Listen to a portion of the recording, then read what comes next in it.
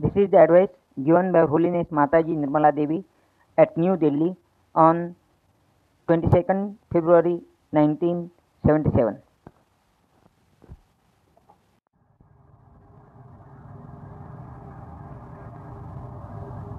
That the source of joy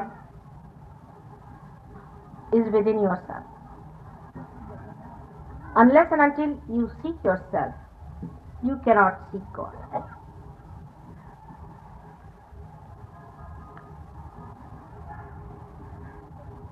They have all talked about the second birth, what we call the baptism, is also the same, where you have to be born again. It is not just a formal one that is done by unauthorized people. Even the word Musalman, Muhammad Sahab has again and again talked of a rebirth. You have to find yourself.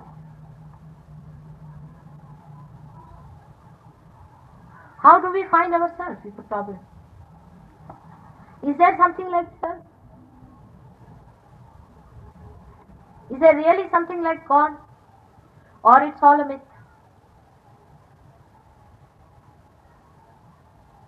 Is there any fact in following a religious, holy life that you get your salvation?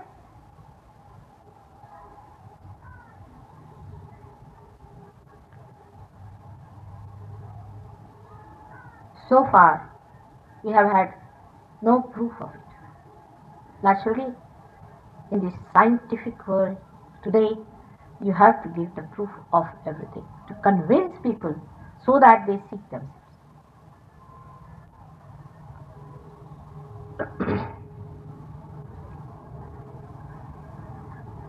But the science tells us that we were evolved from a little amoeba to a human being. Why? Why? God took so much trouble. If you don't believe in God, we can say nature. Why nature worked so hard to create a human being out of a small little amoeba? Supposing we assemble some screws and we try to work out something, a passerby would ask, why? What are you going to make out of this instrument? What are you doing?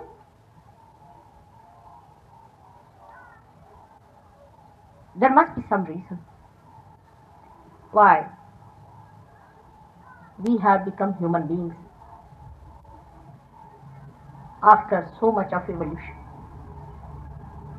But science doesn't think of why. It just tells you this is. And whatever is not there, it says we can't explain.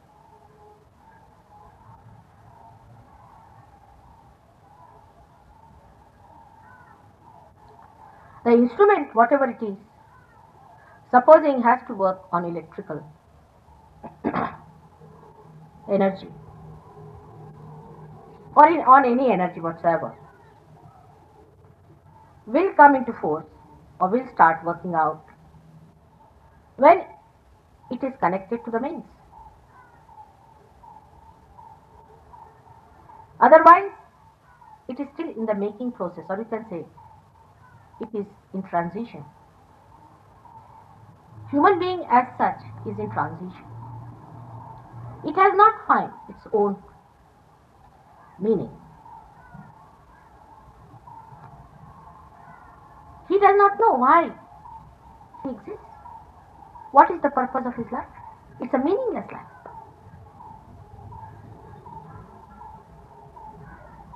So you have to be connected to the mains. That's what everybody has been saying, that you are to be reborn. You have to become that. Now those who talked of this were born on the 10th story. The rest of them are on this earth. When they talked, it all went over their heads. You have to at least reach the first or second story to understand that there is something beyond this human consciousness, this human awareness. There's something more to this awareness. There's a more opening. There's a greater dimension which one has to achieve to understand your own meaning. About Kundalini, all the scriptures, I must say, have described. All the scriptures, without exception. Of course, in India, there has been a very deep meditation tendencies thousands of years back. And some of the seers, long time back, found out about Kundalini. And even in Dheranda Samhita, Kundalini is described. That's as old as I should say about Vedas. We cannot say the origin of these books. Kundalini has been described in that. Kundalini has been again and again described and also abused and misused and misrepresented. All sorts of things have been done about Kundalini. In the Bible, Kundalini has been described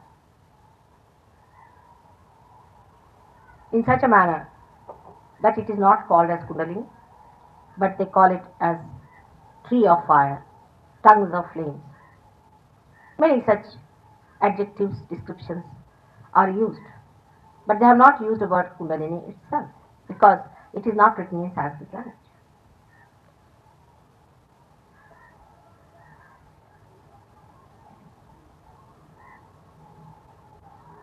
So there must be some mechanism within us by which we are reborn, no doubt. There has to be some mechanism. If I am speaking through this mic to you, there must be some mechanism which is doing the job.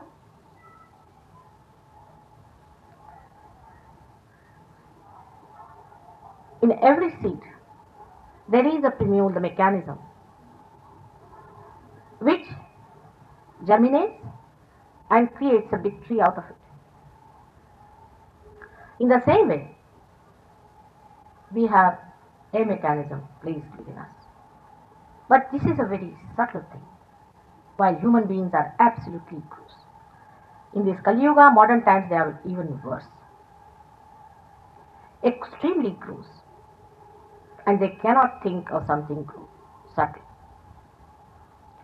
If I tell you there is an energy which thinks, organizes, loves, we cannot think of such an energy. But how do we organize? How do we think? How do we love? From where do we get that energy? Why shouldn't we think about it? But as I said, that modern man doesn't think of how. He takes it for granted. So, today I want to tell you about this mechanism that exists within you. It should not be just a mental feat with you. No. It should not be the so-called knowledge of Kundalini from outside. But it's a happening where the Kundalini rises. And you get that, whatever is promised in all the scriptures. Today the time has come to prove the existence of the divine power of God all around us. We have been going and praying to God. Does He listen to us? Are we connected to Him? We do namas. We spread our hands towards God Almighty. Are we connected with Him? Or we are just doing a mechanical thing? Even so many people are doing Hatha Yoga. They think they are doing it in the name of God. Is it the correct method? Can we do anything about it? If it is a living process, if it is an evolutionary process, we must think we have done nothing for our own evolution so far. From amoeba to this stage we have come without doing anything about it. We have taken our human life for granted.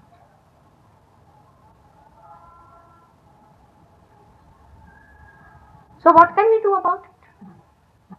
If it is a living process, it has to be spontaneous. It has to work by itself, like a seed which is planted. Germinates by itself. At the most, a gardener can pour little water. I can pour water of my love on your seed. At the most. But the seed has to germinate by itself, spontaneously. It is a living process and not a mechanical process. Perhaps we never realize what is a living process because we take it for granted. You see so many flowers turning into fruits, but we never think how it happens. We have no idea of spontaneity. We think by doing something, we are being spontaneous. So one has to be effortless because Kundalini is born with you, sahaja, born with you. Saha means with, born with you, ja means born.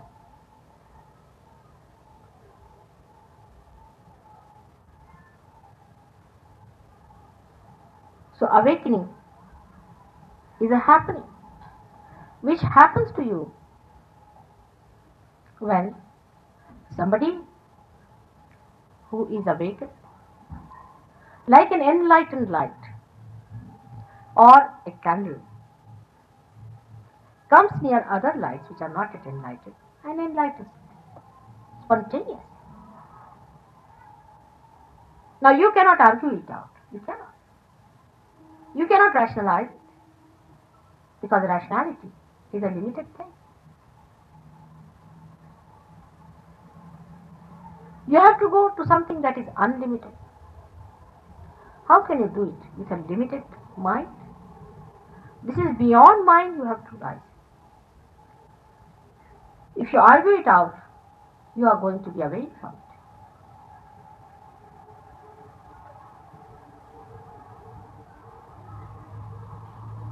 But in science, we have found out many things which indicate, which actually prepares the stage for sahajayoga, which prepares us to know that there is something beyond. We have accepted in the medical science that we have autonomous nervous system, which works by itself. We call it auto, swayam, child. Who is this auto? Who is this one? The one who beats your heart, the one who digests your food. When we say that it is done by a system, you just give it a name. But how do you explain? You cannot do it. You may be able to increase the rate of your heartbeat, but you cannot decrease it. It happens spontaneously, automatically. How does it happen? By giving it a name, you do not explain. In psychology, people have found out that there is something like a universal unconscious. There is something. Sarvavyapi Achetan, which gives symbolic suggestions in the dreams, which are universally the same. They have accepted this. They have proved it by experiments that there is an universal unconscious. So many of them. I shouldn't say all of them because, you see, after all, there will be always a controversy till you reach the truth. Human mind must have something to eat. But they have. They talk of it. Science itself cannot explain many things. There is another thing which science cannot explain is why certain things act differently in a human body. For example, there are two chemicals known as adrenaline and acetylcholine. They have certain chemical reactions, but in the body they react differently. They cannot explain. They just say the mode of action of these chemicals in the human body cannot be explained. Finished. In the human body, or in any body as such, whichever is living, any foreign matter is thrown out. But when a mother conceives a child in the womb, it is not thrown out, but it is nurtured and looked after. Who does that? Who understands that this is not a foreign matter, but is a future child? Is there somebody thinking inside in your uterus or something that is controlling? Who takes the decision? There must be someone, of at least minimum of a human level, who thinks for you.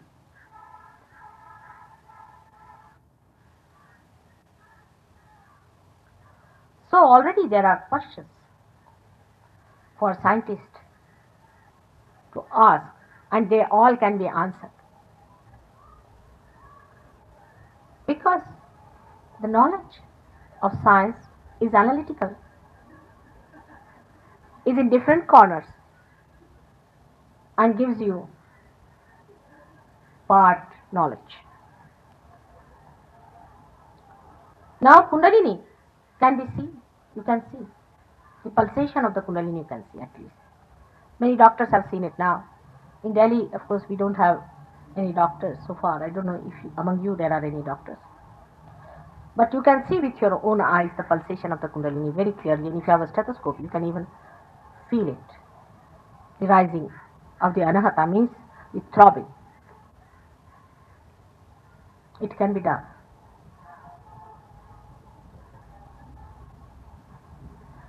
But how long are we going to sit asking for proof of a Kundalini? Let us now see. As I told you this morning, you must accept this as a hypothesis. Modern times are the worst times. For one reason, that you have to explain everything, which is a very simple thing. As far as religion is concerned. As far as other things are concerned, you don't have to explain. People just accept. For example, if you have to put on this light, I have to just tell you that you go and switch on. That's all. Nobody argues. But today in the morning, I told somebody to put his hands towards me like this. He started arguing on this point only. Why should I do it? Now I said I have to tell you the whole thing. Why it is to be done. It's a simple gesture he could not do. And he has come here for the Kundalini rising, with all the rights on me. You can't even put your hands towards me.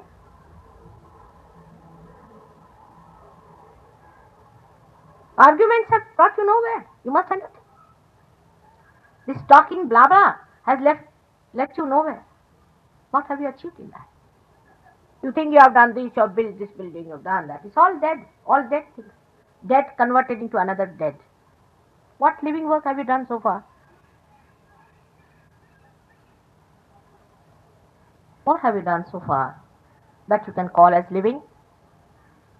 You cannot do even a seed sprout.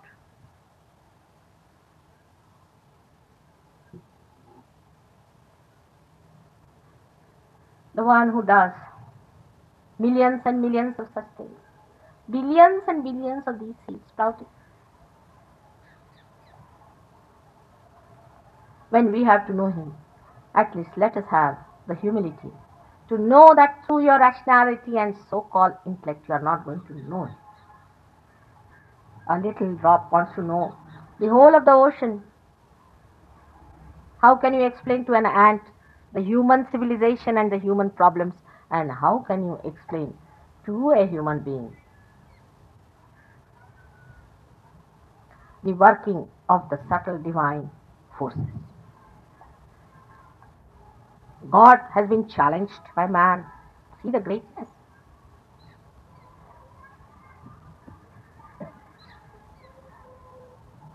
That's why in all the scriptures it is written, humble down yourself in your hearts.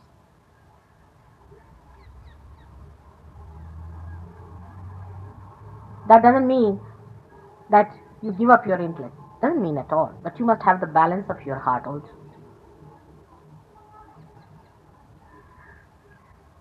So, with all these apologetic words and introduction, I'm now telling you about the Kundalini, where it exists. Because now don't start from the very beginning doubting. Please keep your mind open. Later on, when you get your realization through sahajayoga, when you practice it, now we have many here who have got it. And they have seen the working of the Kundalini and have confirmed what I've been saying about it. But to you, it will be quite shocking. I know it will be. Because you cannot believe that such a thing can be inside us.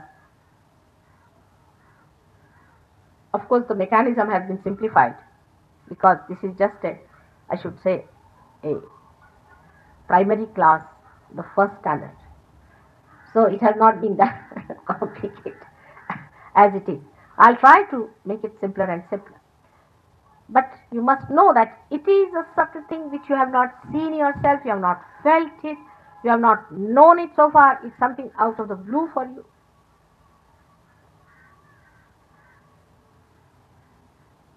And in this so-called scientifically enlightened world, it may sound quite foolish to you that I am saying these things.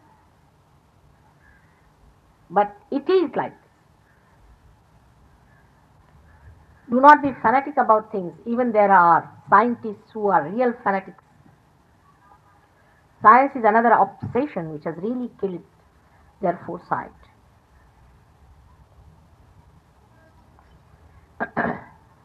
Can you see from here? Now, this is the picture. As they say, man is made in the image of God. We can say, now let us see the vastu, mean the object of which you are the reflection. So, we'll start from the top. When the child is in the womb of the mother, the energy which you do not know, the energy that is all pervading, called as Chaitanya, is the divine power of love of God, which is all around us. This sounds quite poetic only to people. Many people it's just a poetry, but it is not, it's a fact. Because we have never tried this power before. We only know the power of hatred. So this power of divine love of God, which is all pervading, which is all around us, descends within us. Yes, it does. In the human beings also, when the child is in the womb of the mother. The brain of the man is evolved in such a manner that it gets the shape of a prism,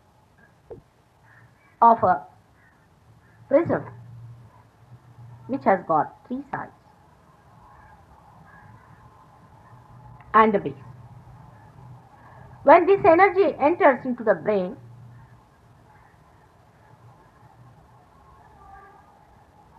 then it passes into all the surfaces of the brain, and some passes through the center on top here. You can say not the center, but the apex, as shown here.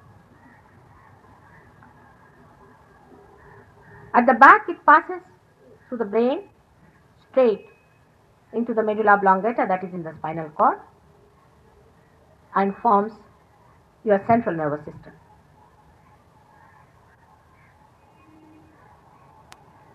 As you call it as CNS. On the other side of the brain, left side of the brain,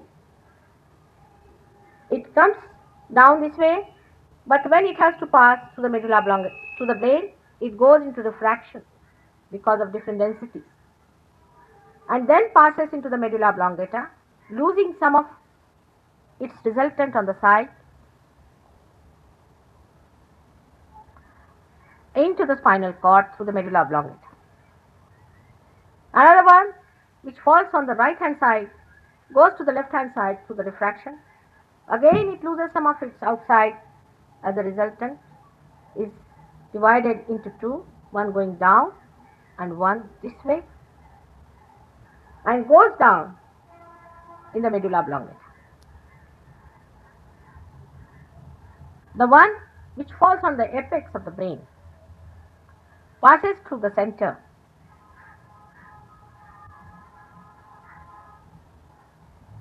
and part of it, quite a part of it, escapes into the triangular bone as kundalini. This is the arrangement made when you are born by God. I call it God because it is so. Of course, if there is God or not, that we'll see later on. That proof I'll have to give you, but not just now.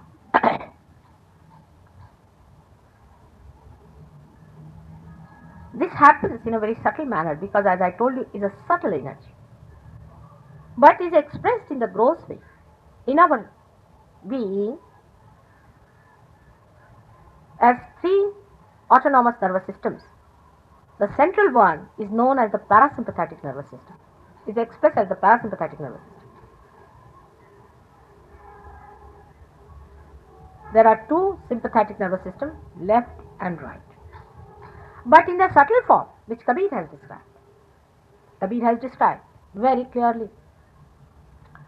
In the subtle form, the channels that are carrying those different energies are in the center. The channel is called as Sushumna Nadi. On the right hand side one channel, it is called as the Pingla Nadi, and the left hand side one is called as the Ida Nadi. These are the subtle things which are existing inside the medulla oblongata, not outside. So, you see, when a doctor opens the medulla oblongata, the person dies. How can you see? How can you see a subtle form of energy through your eyes? You cannot see even your electricity through your eyes unless and until there is a lamp which is enlightened. So you cannot see those energies which are at work inside in a subtle form, but you can see the expression of it in the gross form outside.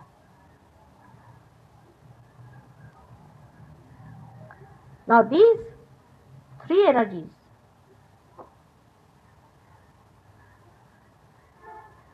are like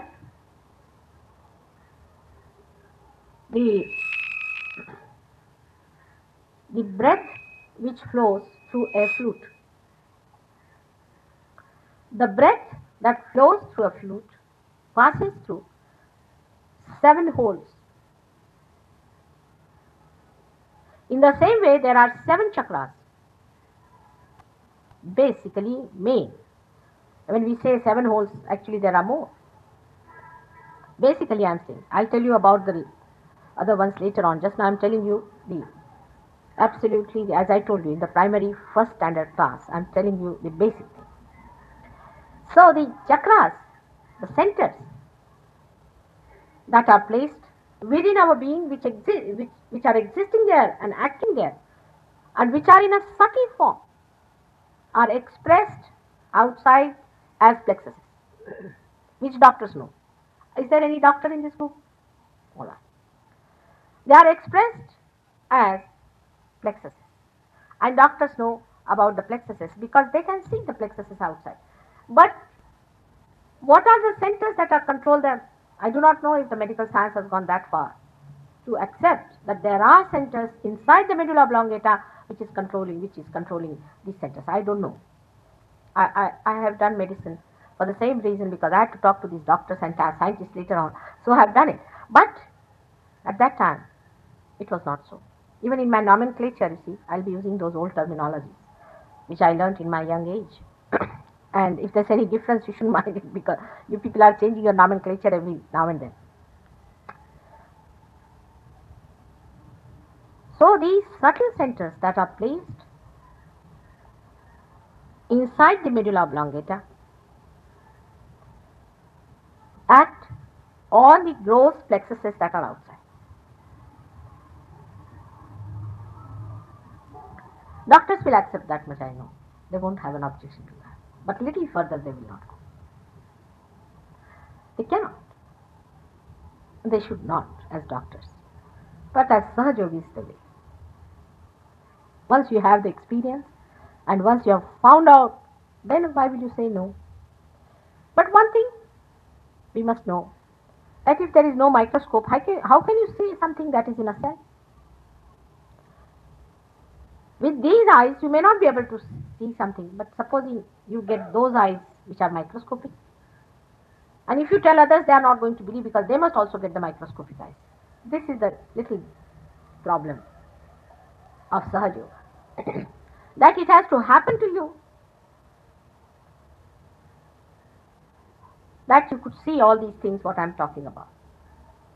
Now, let us see what are these centers. Now, when I describe them, you need not get a fright. You need not accept. Again and again I am trying. You see, with children it is very difficult. You have to take them this way, that way. God knows where their mind will just slip out. You see, they will find out some loophole somewhere and just disappear. So I have to take your attention properly so that you get the stuff that you are here for. That you get what you have within yourself. You get your own powers so that you know yourself. So I have to, you see, chide you and look after you and manage you very well so that there is no problem.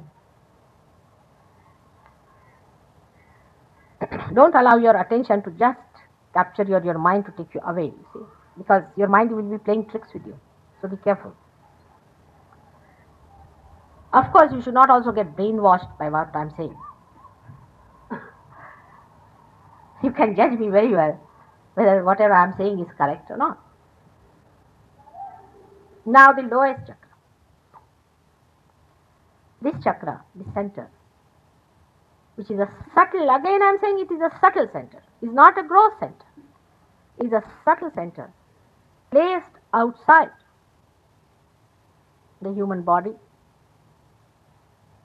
And the subtle is not localized at a point. You see, it's an energy outside the spinal cord, in the prostate gland, and is known. Now somebody might say that if the prostate gland is removed, then it exists still.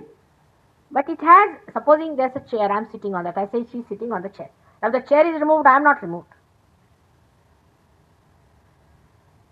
Or if they say that men have prostate glands, so what about the women? You see, like that, the questions can come up. So I'm saying it's a living, subtle center. So you don't worry about their chairs. I'm just giving you a little location, which may not be the same for everyone. And it acts on the pelvic plexus, which we call as Muladhara chakra in the Sanskrit language, because that time there was no English language. That doesn't mean that I am preaching anything Hinduism or anything like that. All these saints I will tell you, I will also tell you about Christ where he exists, I will also tell you about Muhammad Sahib where he exists, about all of them. So it is no question of one religion or anything, but these are different things which came in the evolutionary process of man, and all the evolution that took place in every human being is within himself, is recorded, and is standing on that. For example, as you come up to first story, you should know that the whole first story is there. Second story, it exists. Third story, it exists. In the same way, all these stories that you have climbed in your all evolutionary process are on these 7 steps which I am telling. So the first step is that of Muladhara chakra, which is controlled by a deity, is a symbol. Same from the universal unconscious, I am telling, is a symbol. And this symbol is that of Sri Ganesh. This is going to shock everyone. The very few, they will have a photograph of Sri Ganesha, no doubt, but will believe that this is a living symbol that exists within us on this point. He does. What is the proof and everything, I will tell you. But first, now, just now, you see for yourself. H.H.Shri Ganesh. And then if I tell you that the same Shri Ganesh, which is a symbol here, has incarnated on this earth as Jesus Christ. He is the symbol of eternal child, of holiness. And as you know that this center controls the sex also. This symbol suggests that in religion you must have innocence of Sri Ganesh. Those who say that sex can be sublimated, tantrikas who use sex for sublimation, are the greatest sinners on this earth. Sex has to be sanctified and holy. If you do not have a sanctified and holy sex, you cannot get your realization. I'm sorry. Those who talk of liberation of sex must realize this. They are ruining their Kundalini completely, because Kundalini is like a mother Gauri who is sitting inside there. And for Indians it is very easy to understand that you cannot have sex with your mother. Those who talk of exciting sex for realization are the greatest sinners, because this is the greatest sin. And those who excite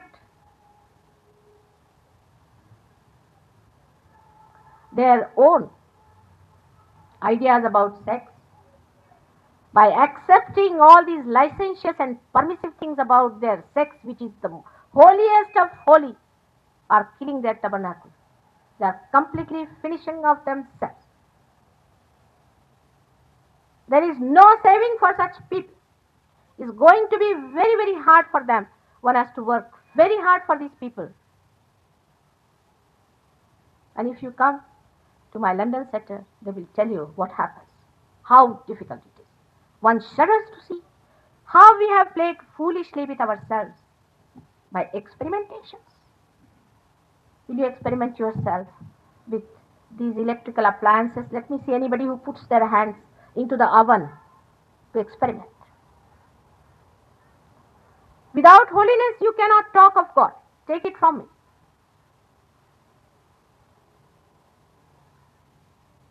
You may not like it. No. Many won't like it. Because a guru must sit down here and say, yes, yes, you must do. You need a guru also for such a thing. Imagine human beings as they are. They keep a guru who says, this is the greatest dharmic thing you must do. Imagine. Tomorrow you have to face God, remember, even if you do not get your realization. Those who try these tricks are punished in this lifetime. They don't have to take course to any other life or after death. In this lifetime, you have to have a sanctified, holy, married life. Marriage institutions, according to human beings, it is made by human beings. It is not. It is made by God.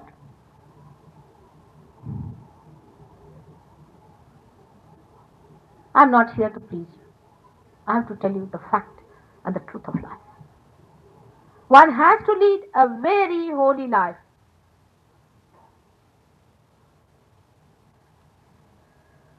That is the essential part. And I am very sorry for one thing, that Christ,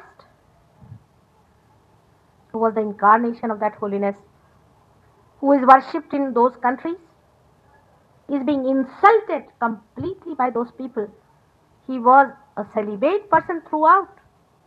And today they are making a picture on the sex life of Christ. In India it is not possible. Thank God. Here it is not possible. They dare not talk like this, shamelessly and vulgarly. There is no shame about it in those people. They have forgotten God.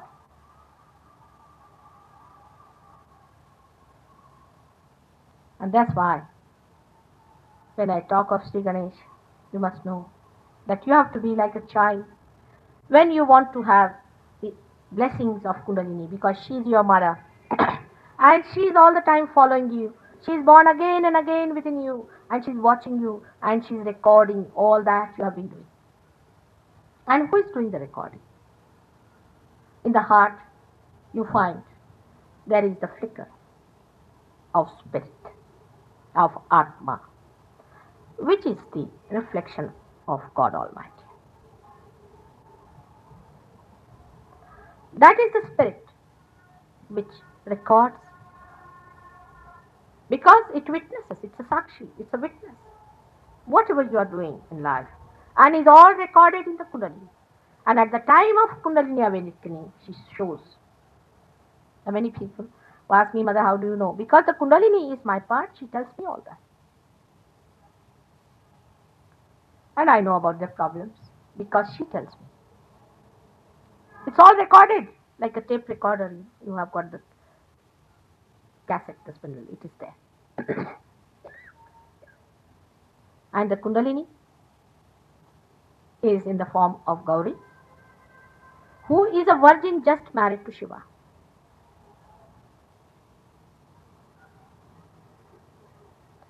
It's a symbolic expression, it's a poetic expression that she is sitting and having her bath before meeting her Lord. And Shiva is in the heart, the Atma.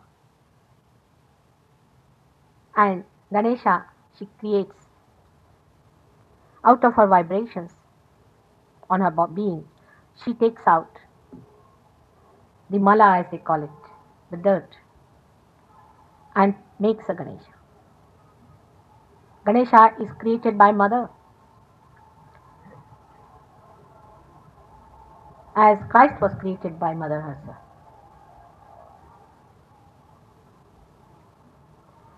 And she places him behind the bathroom, you can say, to safeguard her lajja, you can say her chastity.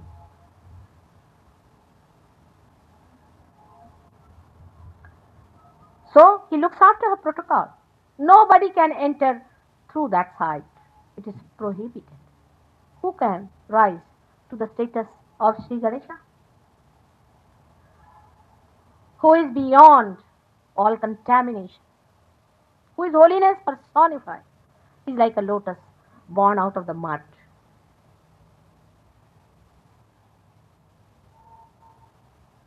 We worship Ganesha in the house, and we do all kinds of things with ourselves. We are not bothered about holiness, about keeping our dignity. How can he be pleased with us? But Ganesha doesn't come in the Kundalini rising, because Kundalini is placed higher. Already she is placed higher in all of us. We are already sublimated. So he is the only one who sanctions. He is in charge. Then you find a very white, round center, which is called as the Nabhi chakra. Those who understand Hindi or Marathi or Sanskrit know what is Nabhi. Is a nave, we can call it the navel chakra. It has, then later on. Then the Nabhi chakra is also called as Manipur chakra in the Sanskrit language. But for our practical purposes, name does not matter. Is the Nabhi chakra, we can say everybody understand what is the Nabhi. But it is not here in the Nabhi, it is at the back, in the medulla oblongata, it is placed. Now this Nabhi chakra or the Manipur chakra is the center which controls the solar plexus in the human beings. This is the center, is the center of dharma, of religion. When I talk of religion, everybody will say, oh, Mataji believes in religion. Now you must understand what is the word dharma means. Dharma means dharayati sadharma. Your sustenance. Carbon has 4 valencies. Every element has got a different property. That is the dharma of every element. Every animal has got a certain quality. That is the dharma of an animal. Human beings also have some sustaining qualities. They are human beings, otherwise they are pishachas or rakshasas or devils or satans. Or they are subhuman. To be a human being, minimum of minimum, you must have those 10 qualities, 10 dharmas within yourself. If you do not have, you are not a human being. You become satanic. You become subhuman. Your awareness goes down, is lowered. These are about the 10 commandments, I should say about, because there are certain things which are not mentioned in them clearly in the Bible. These are the 10 basic qualities in a human being one should have, and if you do not have, then there are problems. For example, we should not shock people, is drinking. People say, what's wrong in drinking, Mataji? Simple thing, it goes against your awareness. See, these drinks and all these alcohols, they're not created for drinking at all. They were created by God, no doubt, but for polishing. You see, if you want to polish a diamond, you have to use gin. Gin is not meant for drinking, for human consumption. It is not meant. This is human brain, it's such a wonderful thing that it is using gin for their stomachs, which spoils their liver, gives them cancer. And you blame God for all these calamities of the world. Smoking. Now, of course, many are saying smoking causes cancer. Thank God. What is tobacco meant for is for insecticide. It's an insecticide. I'm telling the truth. But you use it for intoxication. Or what you call, I don't know. Now, when all the gurus, even Moses, they told about this. All the gurus have told. Incarnations have not, but gurus have.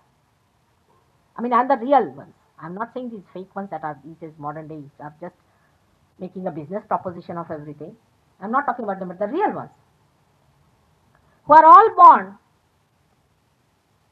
in this void, the void described by the Zen system of religion. All the 10 gurus, we can say the major again, the 10 gurus, are incarnated. They tell us about the dharma. The center, Nabi chakra, is governed by the deity called as Vishnu. And his power is Lakshmi. Now, if your Nabi chakra is caught, whatever you may try, you cannot get the blessings of Lakshmi. You cannot get.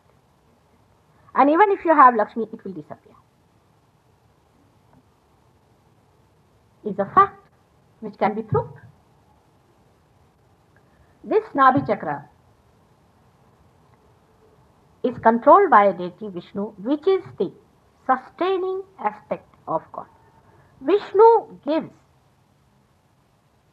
the different dharmas to us. That's how he has evolved us from amoeba to human beings. He himself has incarnated as a leader many a times. We call it Dashavatara. And he has led us to this incarnation.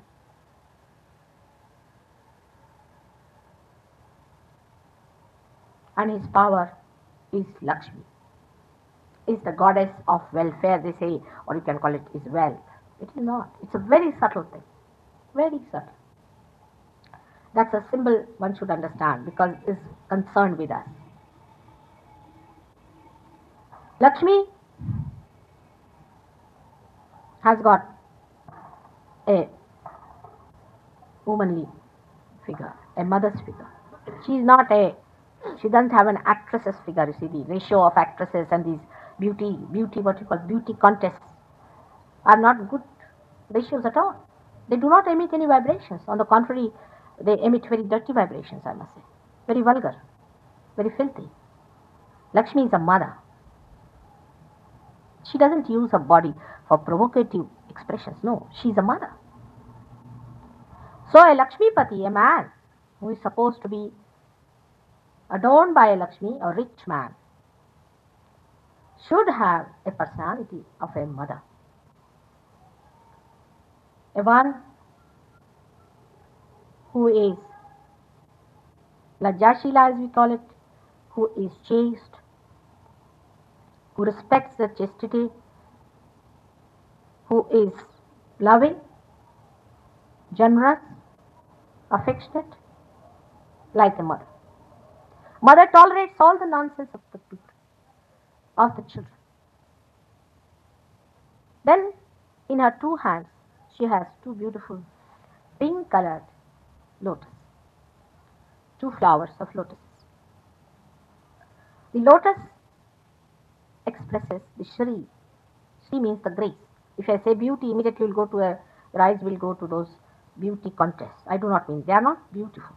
Beautiful is not a word which these days means provocative. No. Beauty means the complete personality that emits vibrations, which is a form or is the same as joy and anand. That we call it anand, joy, and also consciousness. That is a very complicated thing. So I would just say that is the form that emits the vibrations of joy. In her hand are two lotus flowers, which are pink, means she has such a person has to be a warm person, has to be a cozy personality, and his house should be as cozy. It should not be all polished and varnished. And if somebody comes in the house, he drops a little flower there, the woman starts getting angry, or the man says, "Oh, you have dirtied my house, will you please clean it?" Such a house is not a home. It has to be a home for all the people. Such a man is a Lakshmipati. Otherwise, morning till evening, the fighting going on between husband and wife. You didn't keep the house clean, you must clean this, you must sweep that. As if the cleanliness has become the main part of human life. I can understand that basic cleanliness should be there. For Indians, we should not tell this because they lack that completely. They have the other extreme. रास्ते में चलते चलते जहाँ देखो हाथ थूक देने का. Of course. But another extreme also is not good, that all the time the divorces are taking place because of cleanliness. So fussy that you can't live together. You develop a sort of a mania or sort of you become abnormal.